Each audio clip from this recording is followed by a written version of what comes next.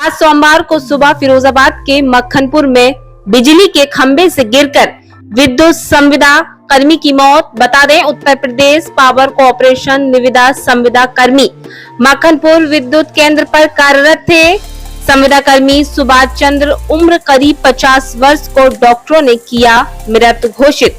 Postmortem गृह में एकजुट हुए सैकड़ों संविदा कर्मी आज सुबह सुभाष चंद्र मक्खनपुर क्षेत्र के किसी गांव में बिजली मरम्मत के लिए गए थे, लेकिन वहां किसी अन्य व्यक्ति ने बिजली खराबी की शिकायत की और वहां खंबे पर चढ़कर सही करने लगे, लेकिन शायद उन्होंने बिजली का कार्य करते समय शट डाउन नहीं किया। पोल पर चढ़कर बिजली सही कर रहे सुभाष चंद्र नीचे गिर गए और चोट लग गई, जिससे उनकी मौत हो गई। घायल संविदा कर्मचारी को सरकारी ट्रॉमा सेंटर में लाया गया, लेकिन वहां डॉक्टरों ने उन्हें मृत घोषित कर दिया।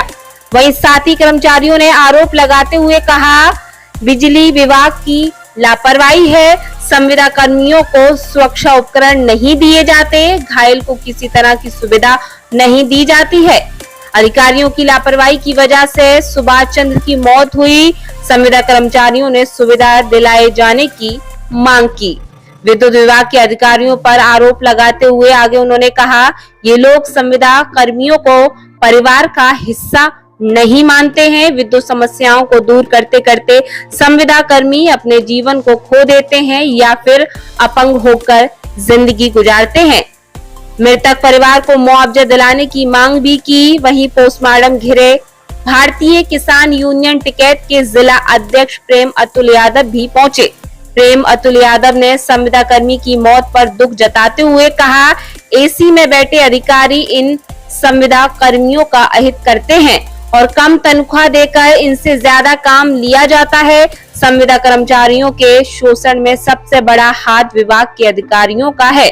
किसान नेता ने मृतक संविदा कर्मी के परिवार को मुआवजे के तौर पर 50 लाख रुपए और परिवार के व्यक्ति को नौकरी देने की मांग करते हुए कहा, अगर विभाग जिम्मेदार मृतक परिवार के साथ न्याय नहीं करते हैं तो किसान संगठन संविदा कर्मियों के साथ धरना आंदोलन करने के लिए बाध्य होगा।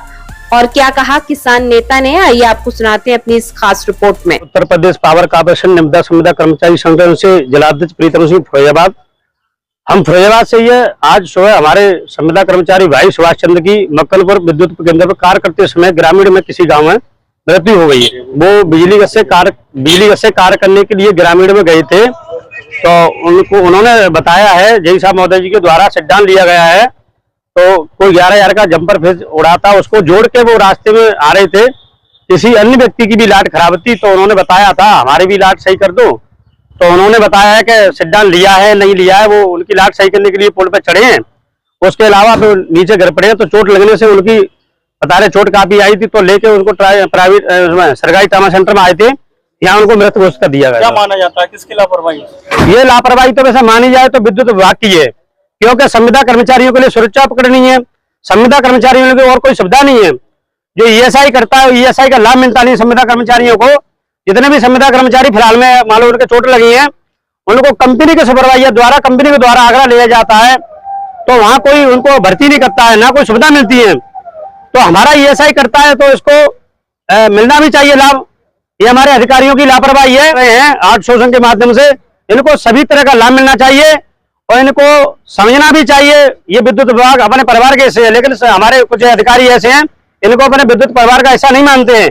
अपना काम कराने के लिए इनको इस्तेमाल करते हैं और कल कोई इन पर छोटी सी गलतियां हो जाए तो इनको भी ये बाहर करने का रास्ता दिखाते हैं। ऐसे चीज इन पर भी ब्रेक लगना चाहिए। ऐसी घटना पूर्व में भी हुई है, लेकिन अभी तक पूरे किसी भी तरीके से संविदा कर्मचारियों को कोई लाभ नहीं मिला है। हमारे विद्युत विभाग के संविदा कर्मचारी पोलों पर चढ़कर काम करते हैं, ये विकलांग हो जाते हैं, ये इनकी मृत्यु हो जाती है। जैसे कि आज हमारे एक सुभाष भाई की मृत्यु हुई है, इनका परिवार जुड़ जाता है, इनके बच्चे रोड पे आते हैं, इनकी महिलाएं विधवा हो जाती हैं, लेकिन फिर भी संविदा कर्मचारियों को अपने परिवार का हिस्सा नहीं माना जाता। चौक कर दिया जाए संविदा कर्मचारियों को, और जो भी हमारा कम्पेशन जो 7.5 लाख मिलता है वो भी दिया जाए, ताकि इनके परिवार का पालन पोषण हो सके और बच्चे उनके इससे जी सके जिंदगी। वो आज जो कर्मचारी संविदा कर्मचारी है, इनकी आए दिन घटनाओं में मौत या विकलांग जैसी ऐसी शिकायतें हैं। वो सबसे बड़ी तो है विभाग की लापरवाही और सरकार की अनदेखी। क्योंकि 8,000 रुपए में संविदा कर्मी का परिवार नहीं चल सकता।